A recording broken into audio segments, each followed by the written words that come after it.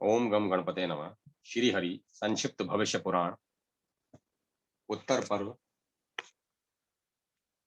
व्रतत्व को व्रत का विधान और फल।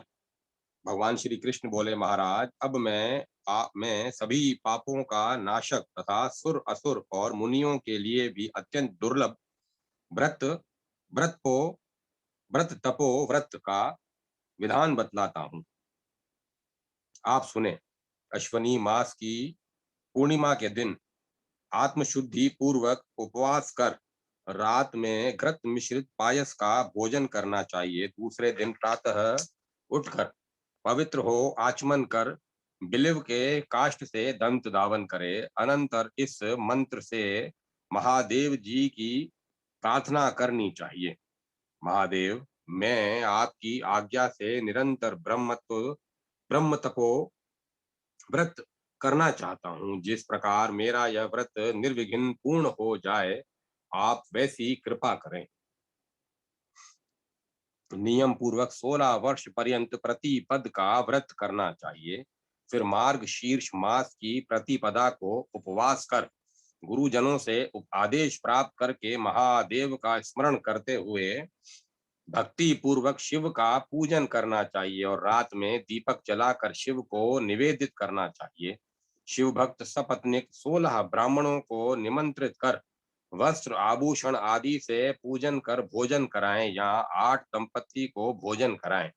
यदि शक्ति न हो तो एक ही दंपत्ति का पूजन करें। निराहार व्रत करके रात में भूमि पर शयन करना चाहिए। सूर्योदय होने पर स्नान करके सभी सामग्रियों को लेकर शिव जी का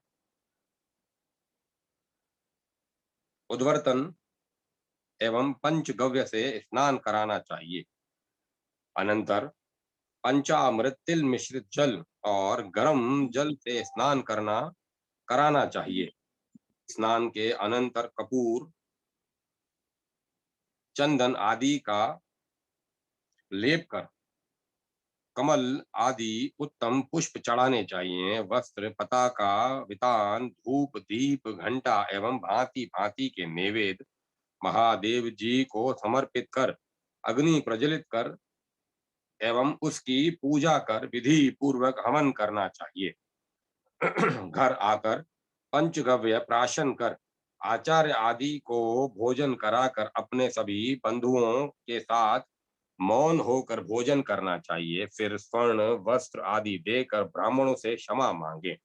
धनवान व्यक्ति श्रद्धा पूर्वक सांगोपांग निर्दिष्ट विधि से पूजन करे एवं ये कोई व्यक्ति निर्जन हो तो वह श्रद्धा पूर्वक जल पुष्प आदि से पूजा करे।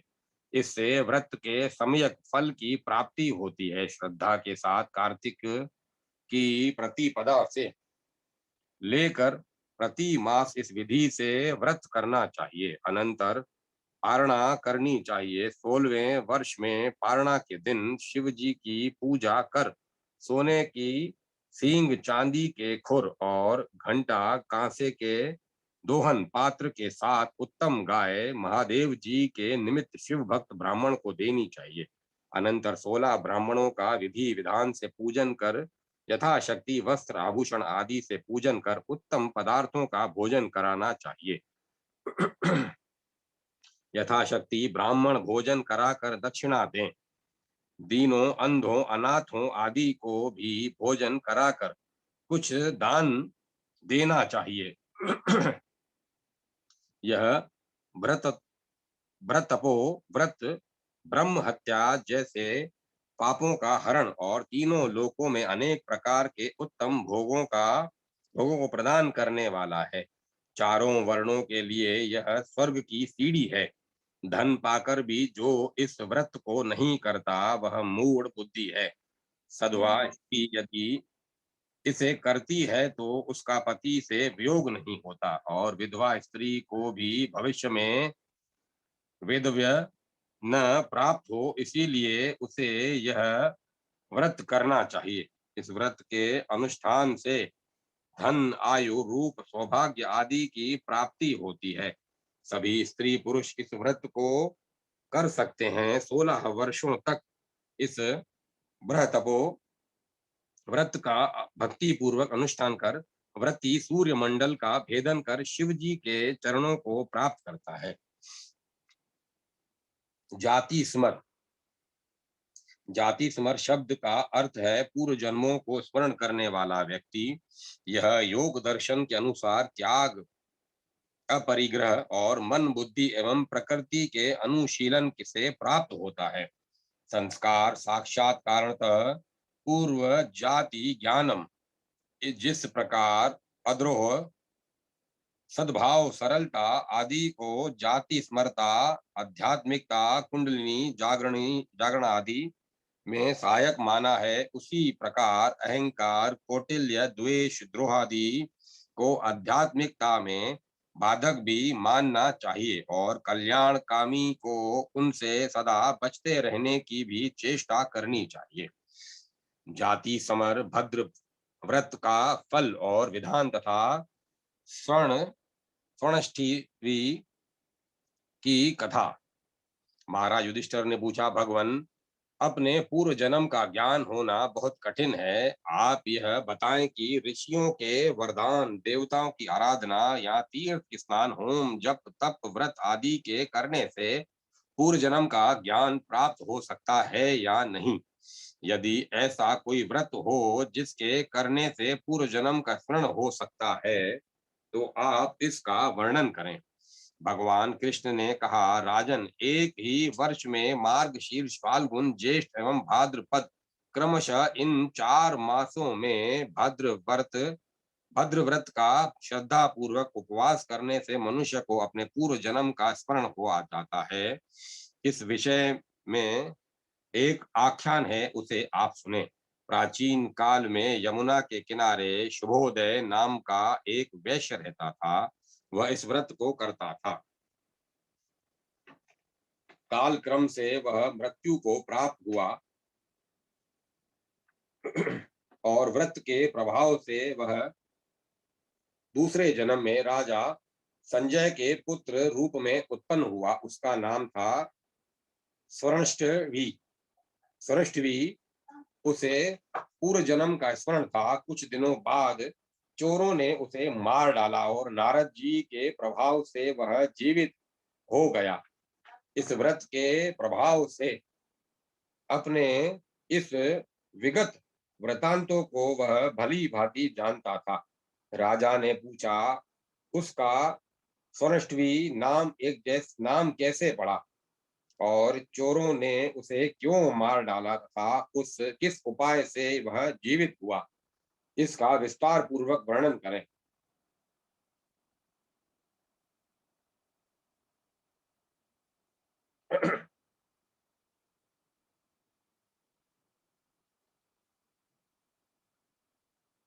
भगवान श्री कृष्ण ने कहा, महाराज, कुशावती नाम की नगरी में संजय नाम का एक राजा रहता था। एक दिन नारद और पर्वत नाम के 2 मुनि राजा के पास आए। वे दोनों राजा के मित्र थे। राजा ने अर्घ्यपात, आसन आदि उपचारों से उनका पूजन तथा सत्कार किया। उसी समय राजा की अत्यंत सुंदरी राजकन्या वहां आई।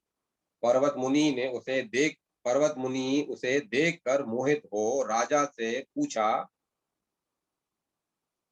राजन, यह युवती कौन है? राजा ने कहा, मुने, यह मेरी कन्या है। नारद जी ने कहा, राजन, आप अपनी इस कन्या को मुझे दे दें और आप जो दुर्लभ वर मांगना चाहते हो वह मुझसे मांग लें। राजा ने प्रसन्न होकर कहा, देवऋषि, आप मुझे एक ऐसा पुत्र दें जो जिस स्थान में मूत्र पुरुष और निष्ठीवन थूक खकार का त्याग करे, वह सब उत्तम स्वर्ण बन जाए। नारद जी बोले, ऐसा ही होगा। राजा ने अभिष्ट वर प्राप्त कर अपनी कन्या को वस्त्र आभूषण से अलंकृत कर नारद जी से उसका विवाह कर दिया। नारद जी की इस लीला को देखकर पर्वत मुनि के होंठ क्रोध से फड़कने लगे, आंखें लाल हो गईं। वे नारद जी से बोले, नारद, तुमने इसके साथ विवाह कर लिया, अतः तुम मेरे साथ स्वर्ग आदि लोकों में नहीं जा सकोगे और जो तुमने इस राजा को पुत्र प्राप्ति का वरदान दिया है, वह पुत्र भी चोरों द्वारा मारा जाएगा। यह सुनकर नारद जी ने कहा, पर्वत, तुम धर्म को जाने बिना कुछ मुझे शाप दे रहे हो। यह कन्या है, इस पर किसी का भी अधिकार नहीं है। धर्म पूर्वक माता पिता जिसे दे दें, वही उसका स्वामी होता है। तुमने मूढ़तावश मुझे शाप दिया है, इसीलिए तुम भी स्वर्ग में नहीं जा सकोगे। और राजा संजय के पुत्र को चोरों द्वारा मार डाले जाने पर मैं उसे यमलोक से ले आऊंगा। इस प्रकार परस्पर शाप देकर और राजा संजय के द्वारा सत्कृत होकर दोनों मुनि अपने अपने आश्रम की ओर चले गए। तदंतर 7वें महीने में राजा को पुत्र उत्पन्न हुआ। वह कामदेव के समान अतिशय रूपवान और पूर्व जन्मों का ज्ञाता था। राजा जी नारद जी के वरदान से जिस स्थान पर वह मूत्र पुरुष आदि का परित्याग करता, उसका परित्याग करता, वही वह स्वर्ण हो जाता। इसीलिए राजा ने उसका नाम स्वर्ण स्वर्णष्टवी रखा। वह राजपुत्र सभी प्राणियों की बातों को समझता था। राजा संजय ने पुत्र के प्रभाव से बहुत धन प्राप्त कर राजस्यु आदि यज्ञों का विधि पूर्वक संपादन किया। उसने अनेक कूप, सरोवर, देवालयों आदि का निर्माण कराया। पुत्र की रक्षा के लिए विशाल सेना भी नियुक्त कर दी। सृष्टि के प्रभाव से राजा संजय के यहाँ स्वर्ण की ढेर सारी राशियां एकत्र हो गईं। कुछ समय के बाद राजपुत्र की अत्यंत ख्याति सुनकर लोभवश मदोद चोरों ने सृष्टि का हरण कर लिया। परंतु जब उसके शरीर में कुछ भी सोना नहीं देखा, तब चोरों ने उसे मारकर जंगल में फेंक दिया। चोरों द्वारा पुत्र के मारे जाने पर राजा बहुत दुखी हो विलाप करने लगा। उस समय नारद जी वहां पुनः पधारे। नारद जी ने अनेक प्राचीन राजाओं की गाथाएं सुनाकर राजा के शोक को दूर किया और यमलोक में जाकर वे राजपुत्र को ले आए। पुत्र को प्राप्त कर राजा बहुत प्रसन्न हुआ और उसने नारद जी से पूछा, महाराज, किस कर्म के प्रभाव से यह मेरा पुत्र स्वर्णष्टवी हुआ और किस कर्म के प्रभाव से इसको पूर्व जन्म का स्मरण है? नारद जी ने कहा, राजन, इसने भद्र नामक व्रत का विधि पूर्वक 4 बार इसने भद्र नामक व्रत को विधि पूर्वक 4 बार किया है। यह उसी का प्रताप है। इतना कहकर नारद जी अपने आश्रम को चले गए। भगवान श्री कृष्ण बोले, महाराज, इस व्रत के करने से व्रती का उत्तम कुल में जन्म होता है और वह रूपवान तथा पूर्व जन्म का ज्ञाता एवं दीर्घायु होता है। अब आप इस व्रत का विधान सुने। इस व्रत के 4 भद्र 4 पाद के रूप में हैं। मार्ग शीर्ष में पहला, फाल्गुन में दूसरा, ज्येष्ठ में तीसरा और भाद्रपद में चौथा पाद होता है। मार्ग शीर्ष शुक्ल आदि 3 मास विष्णु पद नामक भद्र सभी धर्मों का साधक है। फाल्गुन शुक्ल आदि 3 मास त्रिपुष्कर नामक भद्र रूप है और यह तप आदि का साधक एवं लक्ष्मी प्रद है। ज्येष्ठ शुक्ल आदि 3 मास श्री राम नामक भद्र है। यह सत्य और शौर्य प्रदान करता है। भाद्रपद शुक्ल आदि 3 मास त्रिरंग नामक भद्र है। यह बहुत विद्या देने वाला है। सभी स्त्री पुरुषों को इस भद्र व्रत को करना चाहिए। राजा युधिष्ठिर ने पूछा, जगतपते, इन भद्रों का विधान आप विस्तार पूर्वक कहें। भगवान श्री कृष्ण बोले, महाराज, इस अतिशय गुप्त विधान को मैंने किसी से नहीं कहा है। आपको मैं सुनाता हूँ, आप सावधान होकर सुने। मार्ग शीर्ष मास के शुक्ल पक्ष की प्रारंभिक 4 तिथियां अत्यंत श्रेष्ठ मानी गई हैं। ये तिथियां हैं द्वितीया, तृतीया, चतुर्थी और पंचमी। व्रती को प्रतिपदा के दिन जितेंद्रिय होकर एक भुक्त रहना चाहिए। प्रातः काल में द्वितीया तिथि को नियत नियत क्रियाओं को संपन्न कर मध्याह्न में मंत्र पूर्वक गौमय तथा मिट्टी आदि लगाकर स्नान करना चाहिए। इन मंत्रों के अधिकारी चारों वर्ण हैं, किंतु वर्ण संकरों को इनका अधिकार नहीं है। विधवा स्त्री यदि सदाचार संपन्न हो तो वह भी इस व्रत की अधिकारिणी है। सधवा स्त्री अपने पति की आज्ञा से यह व्रत ग्रहण करें। शरीर में मिट्टी लेपन करने का मंत्र इस प्रकार है। मुक्ति के दुष्ट दैत्यों का विनाश करने वाले देवताओं के द्वारा आप वंदित हैं। मैं भी भक्ति पूर्वक आपकी वंदना करता हूँ। मुझे भी आप पवित्र बना दें। अनंतर जल के सम्मुख जाकर सफेद सरसों, कृष्ण तिल, वच और सर्वौषधि का उपटन लगाकर जल में मंडल अंकित कर ये मंत्र पढ़ने चाहिए। ये तुमादिह इत्यादि ये मंत्र पढ़कर स्नान कर शुद्ध वस्त्र पहन संध्या और तर्पण करें। फिर घर आकर नियम पूर्वक रहें और चंद्रोदय पर्यंत किसी से संभाषण न करें। इसी प्रकार द्वितीया आदि तिथियों में कृष्ण, अच्युत, अनंत और ऋषिकेश इन नामों से भक्ति पूर्वक भगवान का पूजन करें। पहले दिन भगवान के चरणाबिंदों का, दूसरे दिन नाभि का, तीसरे दिन वक्ष स्थल का और चौथे दिन नारायण के मस्तक का विधि पूर्वक उत्तम पुष्प, धूप, दीप, नैवेद्य आदि से पूजन करें।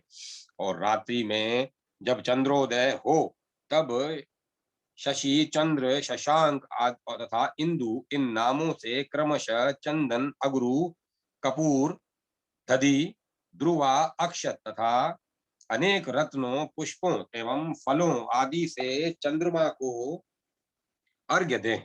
प्रत्येक दिन जैसे जैसे चंद्रमा की वृद्धि हो वैसे वैसे अर्घ्य में भी वृद्धि करनी चाहिए। अर्घ्य इस मंत्र से देना चाहिए।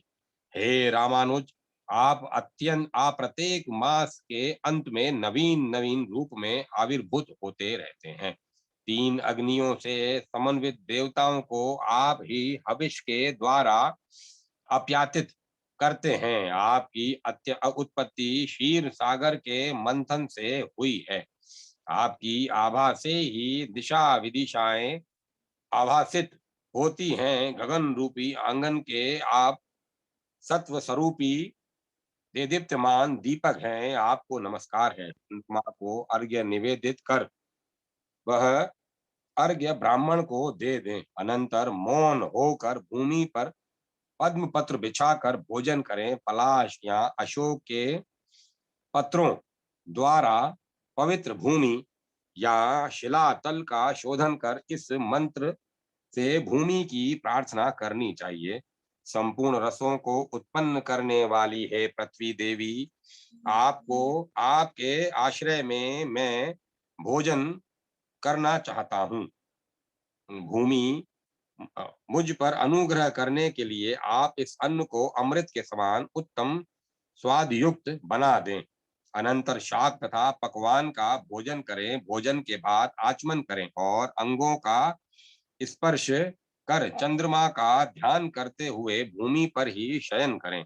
द्वितीया के दिन क्षार एवं लवण रहित हविष का भोजन करना चाहिए। तृतीया को निवार, तिन्नी तथा चतुर्थी को गाय के दूध से बने उत्तम पदार्थों को ग्रहण करना चाहिए। पंचमी को घृत युक्त कृष्णान खिचड़ी ग्रहण करना चाहिए। इस भद्र व्रत के सावा इस भद्र व्रत में सावा, चावल, गाय का घृत तथा अन्य गव्य पदार्थ एवं आयाचित प्राप्त अन्य फल प्रशस्त माने गए हैं। अनंतर प्रातः काल स्नान कर पितरों का तर्पण कर ब्राह्मणों को भोजन कराकर उन्हें दान दक्षिणा आदि देकर विदा करना चाहिए। बाद में भृत्य एवं बंधुजनों के साथ स्वयं भी भोजन करें। इस प्रकार 3-3 महीनों तक 4 भद्र व्रतों का जो वर्ष पर्यंत भक्ति पूर्वक प्रमाद रहित होकर आचरण करता है, उसे चंद्रदेव प्रसन्न होकर श्री विजय आदि प्रदान करते हैं। जो कन्या इस भद्र व्रत का अनुष्ठान करती है, वह शुभ पति को प्राप्त करती है। दुर्भगा स्त्री सुभागा और साध्वी हो जाती है तथा नित्य सौभाग्य को प्राप्त करती है। राज्यार्थी राज्य, धनार्थी धन और पुत्रार्थी पुत्र प्राप्त करता है। इस भद्र पद में पद्र के इस भद्र व्रत के करने से स्त्री का उत्तम कुल में विवाह होता है तथा वह उत्तम शय्या, अन्न, यान, आसन आदि शुभ पदार्थों को प्राप्त करती है और पुरुष धन, पुत्र, स्त्री के साथ ही पूर्व जन्म के ज्ञान को भी प्राप्त कर लेता है। यम द्वितीया तथा अशून्य शयन व्रत की विधि। भगवान श्री कृष्ण बोले, राजन, कार्तिक मास के शुक्ल पक्ष की द्वितीया तिथि को यमुना ने अपने घर अपने भाई यम को भोजन कराया और यम लोक में बड़ा उत्सव हुआ।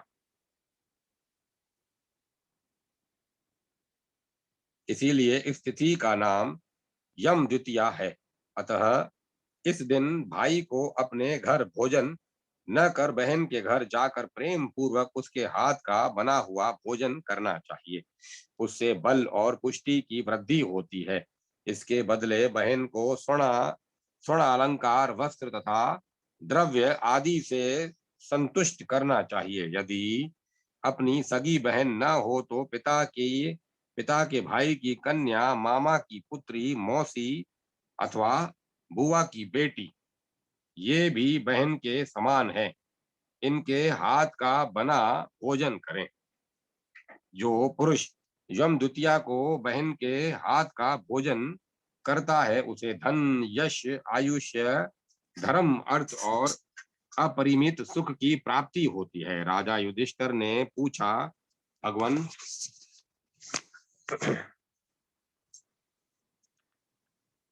आपने बताया कि सब धर्मों का साधन गृहस्थ आश्रम है। वह गृहस्थ आश्रम स्त्री और पुरुष से ही प्रतिष्ठित होता है। पत्नीहीन पुरुष और पुरुषहीन नारी धर्म आदि साधन संपन्न करने में समर्थ नहीं होते। इसीलिए आप कोई ऐसा व्रत बताएं जिसके अनुष्ठान से दाम्पत्य का वियोग न हो। भगवान श्री कृष्ण बोले, महाराज, श्रावण मास के कृष्ण पक्ष की द्वितीया को अशून्य शयन नामक व्रत होता है। इसके करने से स्त्री विधवा नहीं होती और पुरुष पत्नी से हीन नहीं होता। इस तिथि को लक्ष्मी सहित भगवान विष्णु का शैया पर अनेक उपचारों द्वारा पूजन करना चाहिए। इस दिन उपवास, नत व्रत अथवा अयाचित व्रत करना चाहिए।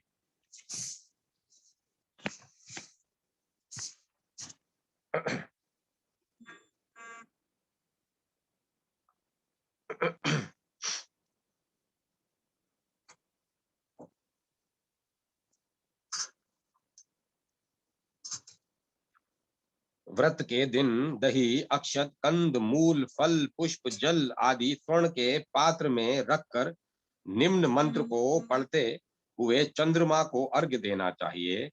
इस विधान के साथ जो व्यक्ति 4 मास तक व्रत करता है, उसको कभी भी स्त्री वियोग प्राप्त नहीं होता एवं उसे सभी प्रकार के ऐश्वर्य प्राप्त होते हैं। जो स्त्री भक्ति पूर्वक इस व्रत को करती है, वह 3 जन्म तक विधवा और दुर्भगा नहीं होती। यह अशून्य तृतीया का व्रत सभी कामना और उत्तम भोगों को देने वाला है अतः इसे अवश्य करना चाहिए। मधुकृत मधुक तृतीया एवं मेघ पाली तृतीया व्रत। युधिष्ठिर ने पूछा, भगवान, मधुक वृक्ष का आश्रय ग्रहण करने वाली भगवान शंकर की भार्या भगवती गौरी की लक्ष्मी, सरस्वती आदि देवियों ने किस प्रकार से अर्चना की, इसे आप बताइए। भगवान श्री कृष्ण बोले, प्राचीन काल में समुद्र मंथन से मधुक वृक्ष विनिर्गित हुआ। स्त्रियों को अखंड सौभाग्य प्राप्त कराने वाले तथा सभी आदि व्याधियों को दूर करने वाले इस वृक्ष को भूलोक वासियों ने पृथ्वी पर स्थापित किया। जया विजया आदि सखियों सहित भगवती गौरी को इस प्रफुल्लित सुंदर वृक्ष का आश्रय ग्रहण कर किए देखकर देवताओं ने अपनी अभिष्ट इच्छाओं की पूर्ति हेतु उसकी अनेक उपचारों से पूजा की। स्वयं लक्ष्मी, सरस्वती, सावित्री, गंगा, रोहिणी, रंभा तथा अरुंधति आदि ने भी विनय पूर्वक पूजा की। भगवती गौरी ने प्रसन्न होकर उन्हें अभिमत फल प्रदान किया। फाल्गुन मास के शुक्ल पक्ष की तृतीया तिथि को इनकी उपासना हुई थी। इसीलिए फाल्गुन के शुक्ल पक्ष की तृतीया तिथि को उपवास कर मधुवन में जाकर मधुक वृक्ष के नीचे ब्रह्मचर्य में स्थित जटा मुकुट से सुशोभित तपस्या रत तथा गोधा के रथ पर आरूढ़ रुद्र ध्यान परायणा भगवती पार्वती की प्रतिमा का ध्यान करते हुए गंध पुष्प दीप लाल चंदन केसर मधुर द्रव्य स्वर्ण माणिक आदि से पूजा कर देवी से इस प्रकार अखंड सौभाग्य के लिए प्रार्थना करें। तपोवन रता हे गौरी देवी, आपका नाम ललिता तथा उमा है। आप देवताओं की आभूषण स्वरूपा एवं आभूषित करने सभी को आभूषित करने वाली हैं और स्वयं आभूषित हैं। आप मुझे सौभाग्य प्रदान करें। आप मेरे सौभाग्य का शमन करें। आप मेरे दुर्भाग्य का शमन करें। दूसरे जन्म में भी मेरा सौभाग्य अखंडित रहे। आप सर्वदा मुझ पर प्रसन्न रहें। अनंतर फूल जीरक लवण गुड़ घी पुष्प मालाओं कुमकुम गंध अगरू चंदन एवं सिंदूर आदि तथा वस्त्रों से अनेक देशोत्पन्न अंजनों से पुआ तिल और तंडुल घृत पूरित मोदक इत्यादि नैवेद्य से मधुक वृक्ष की पूजा करें। इसकी प्रदक्षिणा कर ब्राह्मणों को दक्षिणा दें। जो कन्या इस उत्तम तृतीया व्रत को करती है वह तीनों लोकों में दुष्प्राप्य भगवान विष्णु के समान पति प्राप्त करती है। राजन, मेरे द्वारा कथित यह व्रत चिरकाल तक प्रसिद्ध रहेगा। इस व्रत को रुक्मणी के सम्मुख प्रथम महर्षि कश्यप ने कहा था। जो स्त्री इस व्रत का आचरण करेगी वह निरोग सुंदर दृष्टि संपन्न तथा अंग प्रत्यंगों से शोभा युक्त होकर 100 वर्षों तक जीवित रहेगी। अनंतर किंकणी के शब्दों से समन्वित हंस यान से रुद्रलोक को प्राप्त करेगी। यहाँ अनेक वर्षों तक अपने पति के साथ दिव्य भोगों को प्राप्त कर 8 सिद्धियों से समन्वित होगी। युधिष्ठिर ने पूछा, भगवान मेघपाली व्रत कब और कैसे अनुष्ठित होता है? इसका क्या फल है तथा मेघपाली लता कैसी होती है? इसे बतलाने की कृपा करें। भगवान श्री कृष्ण बोले, अश्वनी मास के कृष्ण पक्ष की तृतीया तिथि को भक्ति पूर्वक स्त्रियों तथा पुरुषों को सदकर्म की प्राप्ति के लिए मेघपाली को सप्तधान्य जब गोधूम धान तिल कंगू श्यामाक सावा तथा चना और अंकुरित गोधूम के साथ अथवा तिल तंडुल के पिंडों द्वारा अर्घ्य प्रदान करना चाहिए।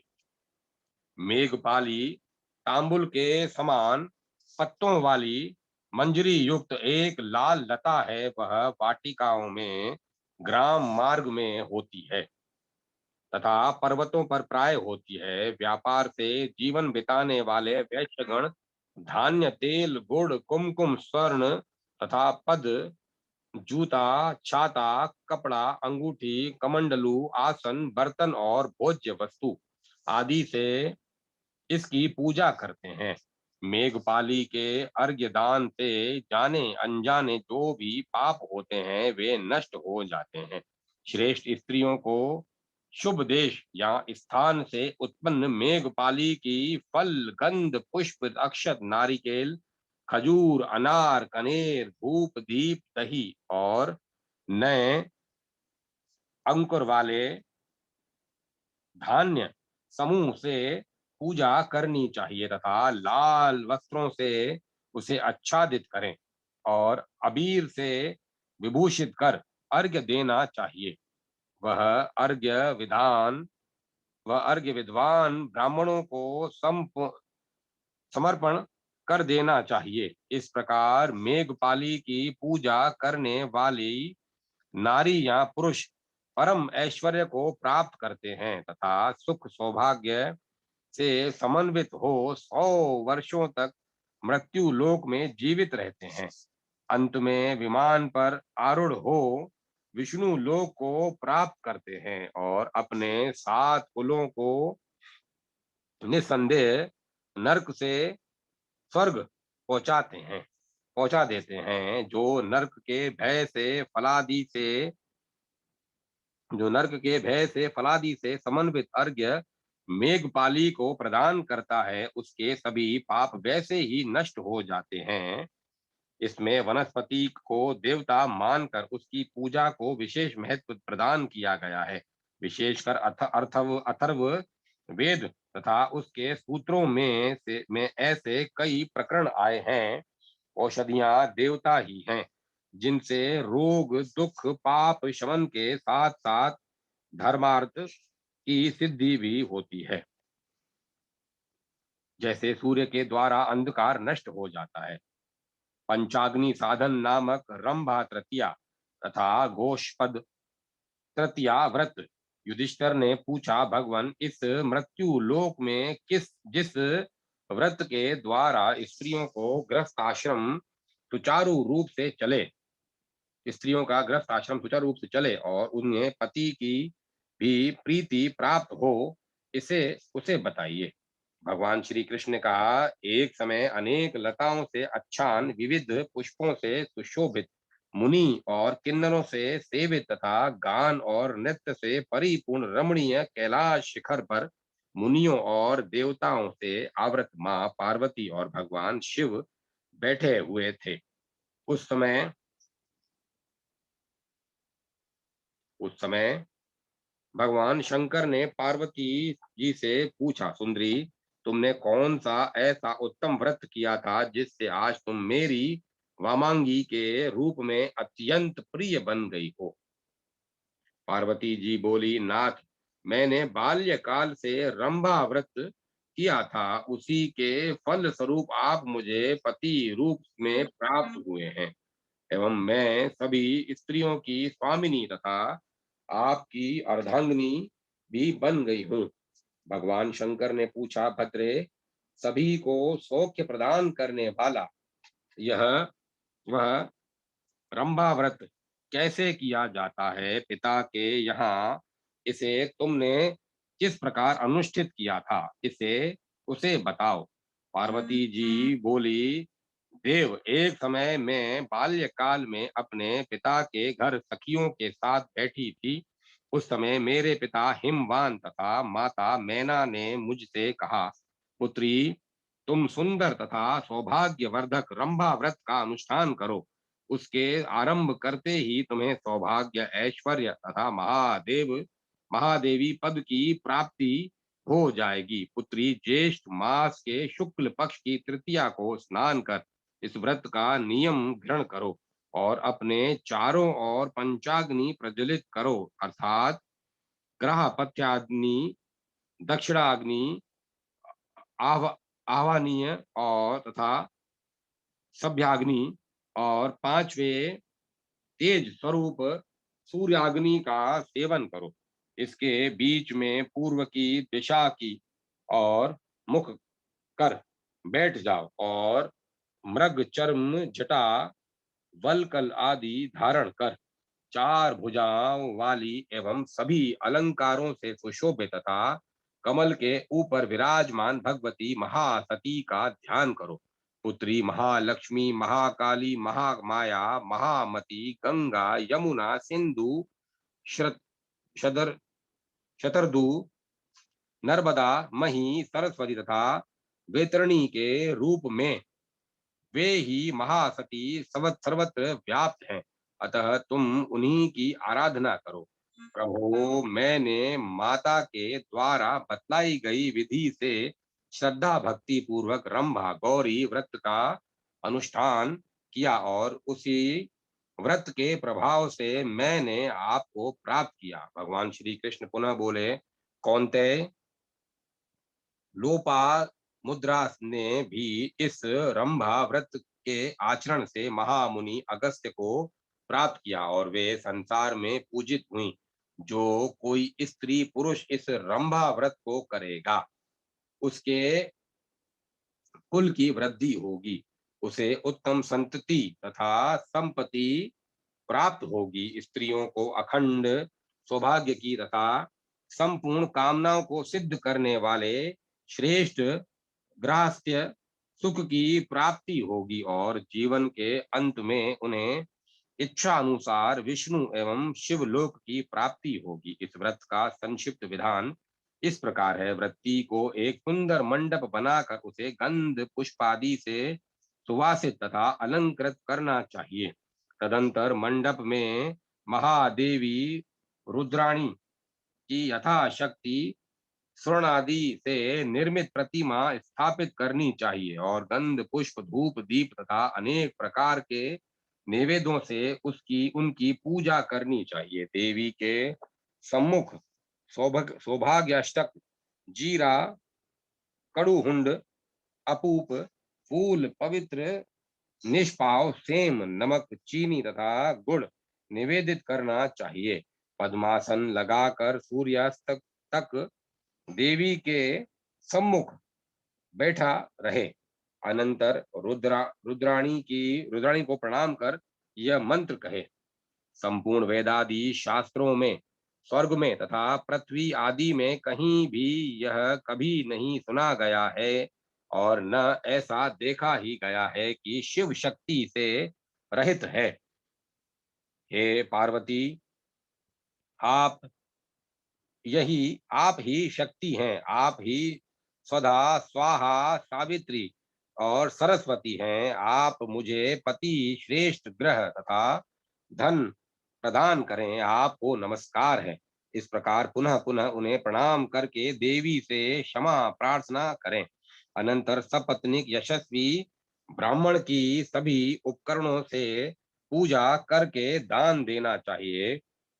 दुवासनी स्त्रियों को नैवेद्य आदि प्रदान करना चाहिए। इस प्रकार इस विधान से सभी कार्य संपन्न कर पाप नाश के लिए क्षमा प्रार्थना करें। अगले दिन चतुर्थी को ब्राह्मण दंपति को मधुर रसों से समन्वित भोजन कराकर व्रत पूर्ण करना चाहिए। पार्थ, भाद्रपद मास के शुक्ल पक्ष की तृतीया और तथा चतुर्थी तिथि को प्रति वर्ष गोष्पद नामक व्रत करना चाहिए। स्त्री अथवा पुरुष प्रथम स्थान से निवृत्त होकर अक्षत और पुष्पमाला, धूप, चंदन, पिष्टक, पीठी आदि से गौ की पूजा करें। अनेक उनके श्रृंग आदि सभी अंगों को अलंकृत करें। उन्हें भोजन कराकर तृप्त कर दें। स्वयं तेल और लवण आदि क्षार वस्तुओं से रहित हो। जो अग्नि के द्वारा सिद्ध न किया गया हो, उसका भोजन करें। वन की और जाति तथा लौटती गौओं को उनकी तुष्टि के लिए ग्रास दें और उन्हें निम्न मंत्र से अर्घ्य प्रदान करें। तदंतर निम्न मंत्र से गौ की प्रार्थना करें। पंचमी को गोवा में अग्रतः इत्यादि।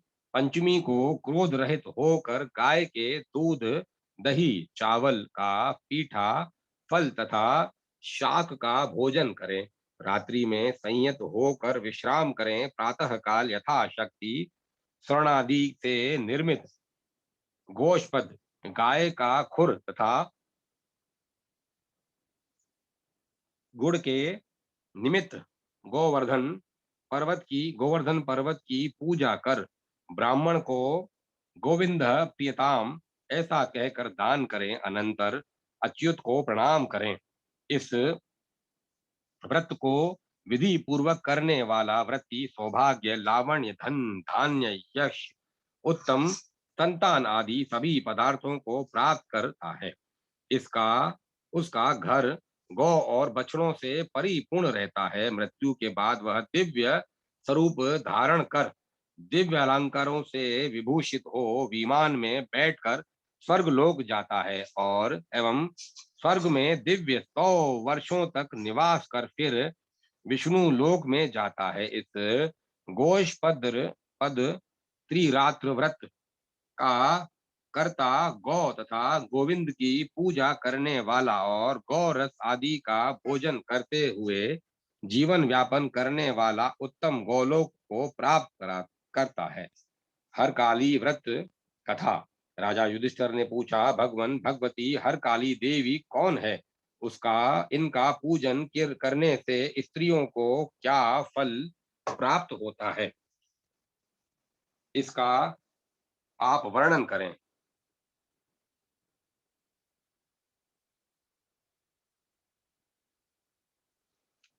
भगवान श्री कृष्ण बोले, महाराज, दक्ष प्रजापति की एक कन्या का नाम था काली। उनका वर्ण भी नील कमल के समान काला था। उनका विवाह भगवान शंकर के साथ हुआ। विवाह के बाद भगवान शंकर भगवती काली के साथ आनंद पूर्वक रहने लगे। एक समय भगवान शंकर भगवान विष्णु के साथ अपने सुर में मंडप में विराजमान थे। उस समय हंसकर उस समय हंसकर शिव जी ने भगवती काली को बुलाया और कहा, प्रिय गौरी, यहाँ आओ। शिव जी का यह वक्र वाक्य सुनकर भगवती को बहुत क्रोध आया और वे यह कहकर रुदन करने लगी कि शिव जी ने मेरा कृष्ण वर्ण देखकर परिहास किया है और मुझे गौरी कहा है, अतः अब मैं अपनी इस देह को अग्नि में प्रज्वलित कर दूंगी। भगवान शंकर ने उन्हें अग्नि में प्रवेश करने से रोकने का प्रयत्न किया, परंतु देवी ने अपनी देह की वर्ण हरित वर्ण की कांति हरी ध्रुवा आदि घास में त्याग कर अपनी देह को अग्नि में हवन कर दिया और उन्होंने पुनः हिमालय की पुत्री रूप में गौरी नाम से प्रादुर्भूत होकर शिव जी के वामंग में निवास किया। इसी दिन से जगत पूज्या श्री भगवती का नाम हरकाली हुआ। महाराज, भाद्रपद मास के शुक्ल पक्ष की तृतीया तिथि को सब प्रकार के नए धान्य एकत्र कर उन पर अंकुरित हरी घास से निर्मित भगवती हरकाली की मूर्ति स्थापित करें और गंध, पुष्प, धूप, दीप, मोदक आदि नैवेद्य तथा भांति भांति के उपचारों से देवी का पूजन करें। रात्रि में गीत, नृत्य आदि उत्सव कर जागरण करें और देवी हरकाली को इस मंत्र से प्रणाम करें। भगवान शंकर के कृत्य से उत्पन्न हो शंकर प्रिय, आप भगवान शंकर के शरीर में निवास करने वाली हैं, भगवान शंकर की मूर्ति में स्थित रहने वाली हैं।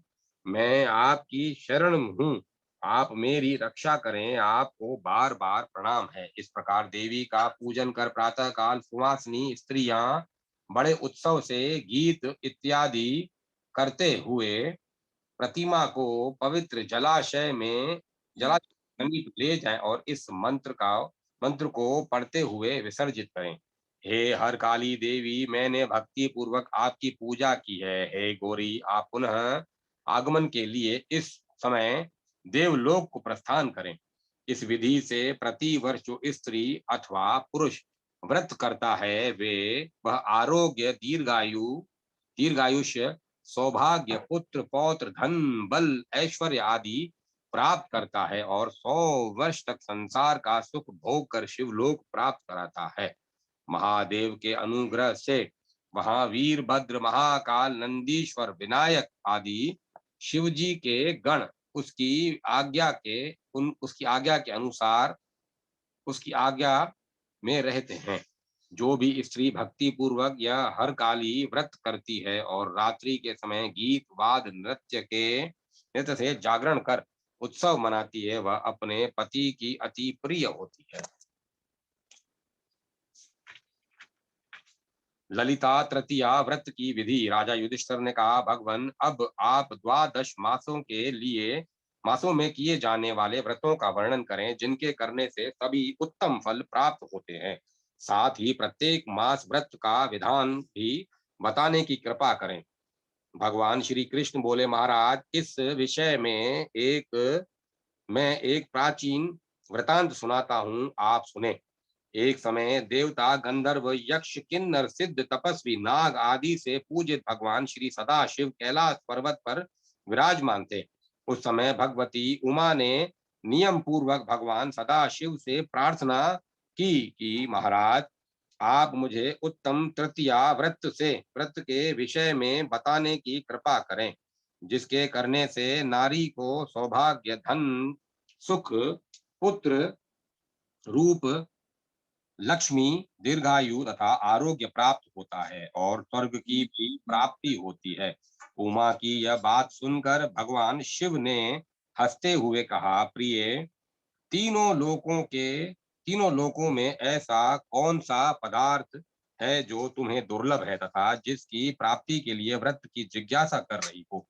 पार्वती जी बोली, महाराज, आपका कथन सत्य ही है। आपकी कृपा से तीनों लोकों के सभी उत्तम पदार्थ मुझे सुलभ हैं, किंतु संसार में अनेक विविध संसार में अनेक स्त्रियां विविध कामनाओं की प्राप्ति के लिए तथा अमंगलों की निवृत्ति के लिए भक्ति पूर्वक मेरी आराधना करती हैं तथा मेरी शरण आती हैं। अतः ऐसा कोई व्रत बताइए जिससे वे अनायास अपना अभिष्ट प्राप्त कर सकें। भगवान शिव ने कहा, उन्हें व्रत की इच्छा वाली स्त्री संयम पूर्वक माघ शुक्ला तृतीया को प्रातः उठकर नित्य कर्म संपन्न कर व्रत के नियमों को ग्रहण करें। मध्याह्न में के समय बिल्व और आमलक मिश्रित पवित्र जल से स्नान कर शुद्ध वस्त्र धारण करें तथा गंध, पुष्प, दीप, कपूर, कुमकुम एवं विविध नैवेद्यों से भक्ति पूर्वक भक्तों पर वात्सल्य भाव रखने वाली तुम्हारी भक्ति भाव से पूजा करें। अनंतर ईशानी नाम से तुम्हारा ध्यान करते हुए तांबे के घड़े में जल, अक्षत और तथा स्वर्ण रखकर सौभाग्य आदि की कामना से संकल्प पूर्वक यह घट ब्राह्मण को दान दे दे। ब्राह्मण उस घटस्थ जल से व्रत कृति का अभिषेक करे। उनसे अनंतर वह कुशो कुशादक का आचमन कर रात्रि के समय भगवती उमा देवी का ध्यान करते हुए भूमि पर कुश की शैया बिछाकर सोए।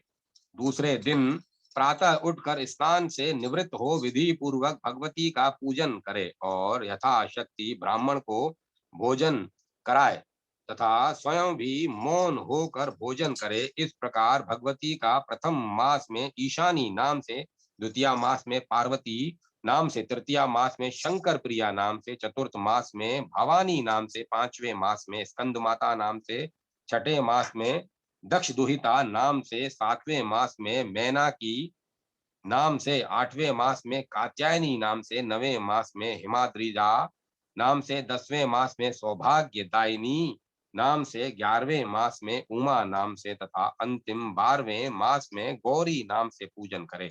12 मासों में क्रमशः कुशोदक, दुग्ध, घृत, गौमूत्र, गौमय, फल, निम्ब पत्र, कंटकारी, गौ श्रृंगोदक, दही, पंचगव्य और शाक का प्राशन करे। इस प्रकार 12 मास तक व्रत कर श्रद्धा पूर्वक भगवती की पूजा करें और प्रत्येक मास में ब्राह्मणों को दान दें।